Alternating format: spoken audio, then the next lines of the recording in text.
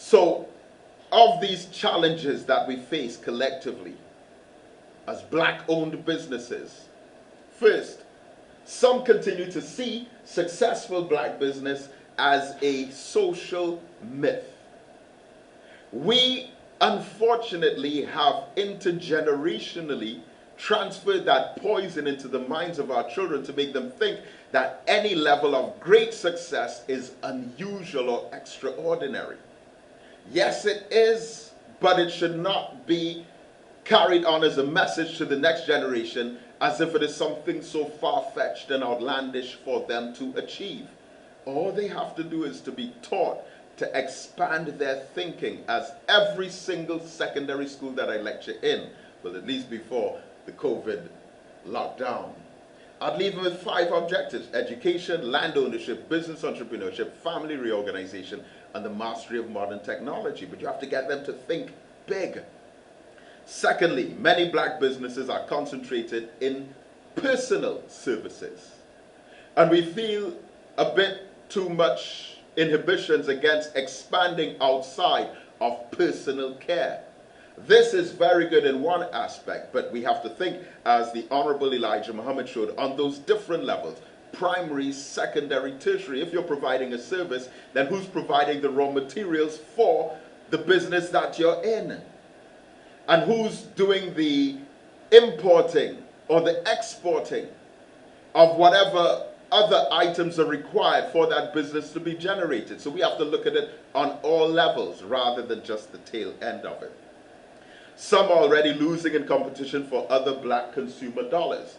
Many times we might tend to all zoom into the same target market without thinking that we can go beyond those limitations and parameters.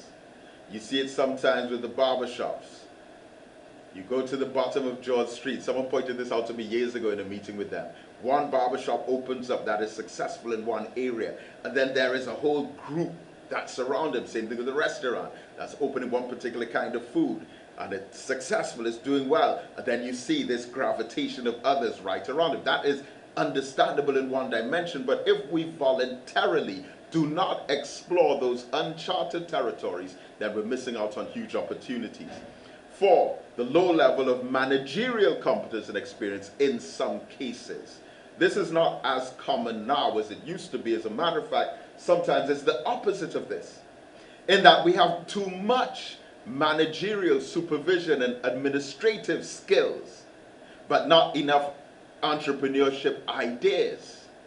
And the amount of our people who graduate out of the tertiary level institutions with certificates in business management. But many times when we think about business management, we're thinking about management of businesses owned by others. We have not been thinking enough about entrepreneurship and ownership. And 5, the economic ethnic cleansing, discrimination and unwillingness of banks to give black businessmen loans. We showed from the research of Professor Selwyn Ryan and we'll just look at local whites and Africans. In Professor Selwyn Ryan's research, he said that the local white population, which is 1% of the population, are 36% of those who approach the banks for loans. And out of that 36% of those who approach the banks for loans, who are the white population locally, 100% of them get the loans that they go for. But Professor Selwyn Ryan also showed that African people, who are approximately 50% of the population of Trinidad and Tobago, are 28% of those who actually approach the banks for loans.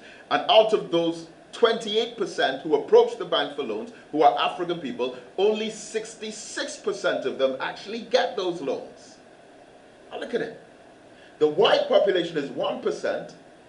There are 36% of those who try to get loans from the bank, and 100% of them get those loans. The African population is 50%. But they make up 28% of those who go to the bank to get loans, but only 66% of them actually get those loans. Furthermore, Professor Ryan pointed out that the loans that many African people go to try to get and are still denied are small money. Sometimes as low as $5,000, averaging around $15,000, $20,000 or $30,000. And still only 66% of them get the loans, but the white people who go, they go for millions. And statistically, proportionally, not one of them are refused. The spirit of Brad Boyce just lurking over Trinidad and Tobago. So, the Honorable Elijah Muhammad said, our bank has to be the love that is contained in the hearts and minds of our people for the struggle that we're involved in. And that unless we demonstrate the collective force of economic unity, only then we'll be able to experience any kind of financial freedom. And so we have to start thinking of passing on the message to the next generation. Agriculture, saving money, collectively pooling to establish cooperatives. If 1,000 poor people in an impoverished part of the community were to each grow $1,000 worth of food in 1 year, that would be $1 million in food security added to that community after that 12-month period. And that $1 million in food security will be $1 million less in petty street robberies and street crimes. But if we continue to expand in that direction, and if we had politicians who were sensitive to the plight of the youth, then instead of grumbling in press conferences on television talking about they're not going to negotiate with criminals or gangsters. No, you have to think bigger than that. Stop making these statements to appease your friends in the West. When you take them up under your wing and give them an opportunity, and you get them together, have them learn some kind of skill, some kind of talent.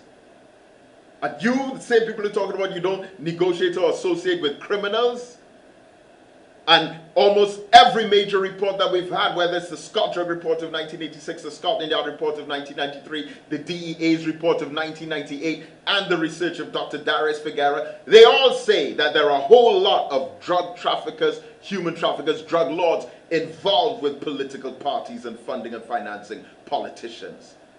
So how come your policy to not deal with criminals is only on the street level? Shame. And it's like with the DSS brother, Karen Clark. Raided 5 times in 6 months, be referred to as a major threat to national security for having $22 million when all of the criminology reports about this country don't talk about millions, talk about billions. And at one time when Dole Cheney was a major drug lord in this country, you could have stopped any primary school child on the street and asked them, who is the major drug lord in this country? A primary school child would have told you, Dole Cheney. And even then they wouldn't raid him 5 times in 6 months and have a sitting prime minister in front of the whole nation referring to him as the biggest threat to national security. So not even Dole Cheney, but a black man who's putting together dollars on a low level, working class, poor people, who talking about for the first time they could pay off for their fridge, pay off for their stove, pay off for some television set, and have some money to buy some clothes. He's a major threat to national security. Well, see, it all follows along with that same pattern. The ghost of Brad Boyce.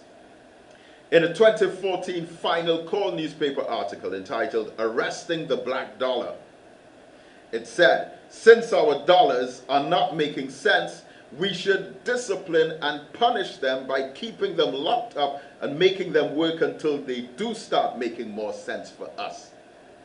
They were talking about us having a relationship with our internal private community economy.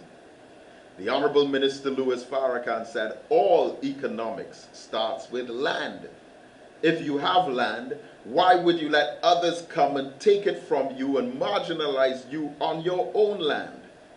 In the Caribbean, we are being marginalized, and we are marginalizing ourselves. We don't think about land ownership as a means of succession planning for the greatness of the next generations coming up. So we now have 5 major solutions to problems faced by black businesses. So the solutions are that black businesses need to, one, acquire increased amounts of capital from other sources. It's not just the bank. We can pool our resources. The Honorable Elijah Muhammad had the 3-year economic program where he called for those who listened to him to contribute 5 cents a week. This is back in the 1960s. 5 cents a week. And you know what he did with that 5 cents a week? He opened farms, schools for black people, restaurants, bakeries, clothing stores, apartment complexes. And the Nation of Islam, under the leadership of that black man, were the largest importers of frozen fish in all of the United States of America in the 1960s going into the early 1970s. We have to work to get a greater share of black dollars. It requires sacrifice, dedication, strategic planning and marketing. 3, we must locate in industries such as telecommunications and modern technology. This is an industry that is expanding all of the time. We cannot afford to be left behind. 4, we must engage in collective, organized community planning.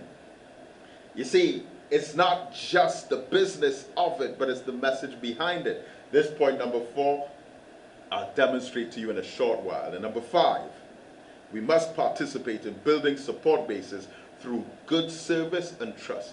Minister Farrakhan said we should have just 2 business policies. Just 2. You don't have to read a whole series of encyclopedias on the business. Just 2.